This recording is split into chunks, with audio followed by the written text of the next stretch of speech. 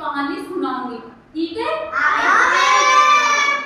कई दिनों की बात है, एक गांव में एक बूढ़ा आदमी रहता था अपने परिवार के साथ। बूढ़े आदमी के 3 बेटे थे, ठीक है? तीनों बेटे बहुत ही प्यार से रहते थे, झगड़ते नहीं थे।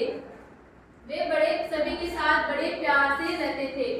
लेकिन कभी कभी तीनों बेटों में छोटी मोटी लड़ाई हो जाती थी।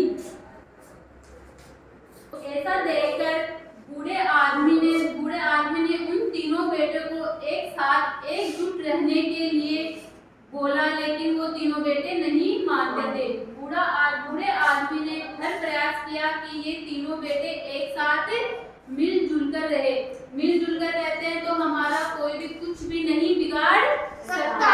अलग अलग रहेंगे तो हमारे साथ कोई भी कुछ भी कर सकता है, ठीक है?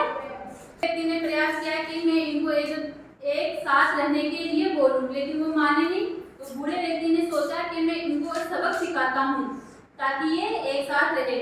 बूढ़े व्यक्ति ने तीनों बेटों को अपने पास बुलाया और उन्हें लकड़ियों का गट्ठर दे दिया। तीनों बेटों को लकड़ियों का गट्ठर दे दिया और तीनों बेटों को बोला कि तुम तीनों को इनमें से एक एक लकड़ी निकाल के तोड़ना है, ठीक है? तो फिर जैसा बूढ़ा आदमी बोला वैसे उनके बेटों ने किया। वो एक लकड़ी के गट्ठर में से एक एक लकड़ी निकालने लगे और तोड़ने लगे। तो वह लकड़ी बड़ी आसानी से टूट गई। एक लकड़ी को अपन तोड़ेंगे तो वह बड़ी आसानी से टूट गई। तो इसी बात पे फिर बहस हो गई। तीनों बेटों ने बोला कि हमने ये कर दिया, सबसे पहले हमने किया, है ना? तो फिर बूढ़े आदमी ने फिर उन्हें और सबक सिखाने के लिए फिर अपने पास बुला लिया और बोला कि तुम्हें लकड़ियों का गट्ठर, उन तीनों को लकड़ियों का गट्ठर दे दिया, पूरा गट्ठर दे दिया लकड़ियों का तीनों बेटों को। और फिर बोला कि तुम तीनों को इस लकड़ी के पूरे गट्ठर को ही तोड़ना है। पहले तो एक एक लकड़ी निकलवा के तुड़वाई थी उनसे, है ना? तो वो बड़ी आसानी से तोड़ देते। अब पूरे लकड़ी के गट्ठर को ही तोड़ना है।